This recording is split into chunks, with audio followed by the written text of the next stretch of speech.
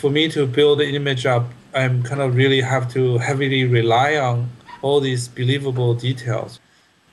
And I pay attention to people, the way people kind of standing, their body, how they kind of shifting their weights. And I'm trying to describing the belongings of these people. That's also their portrait, what they have.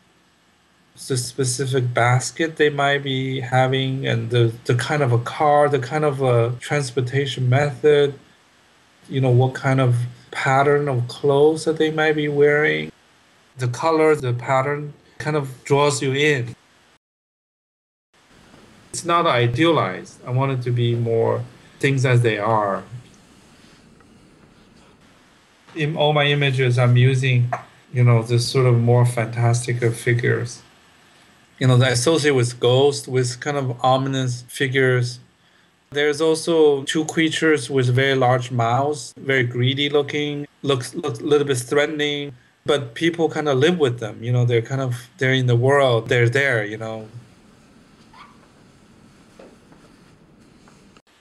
So they're uniformed men on a boat. So yeah, I just want to leave it at that. They're uniformed men in the boat and they're in the distance. And yes.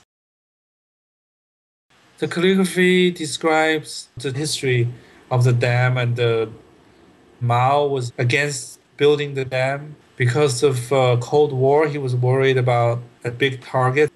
But finally, in the 90s, they decided to build a dam. It describes all these facts, basically. In China, there's a long tradition of speaking to power, but it's more indirect.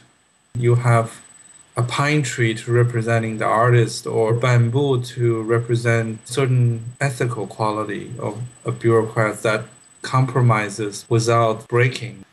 There is a very rich tradition of metaphors based on nature. In the landscape tradition, what's happening out there in the world and what happens inside of us are very connected.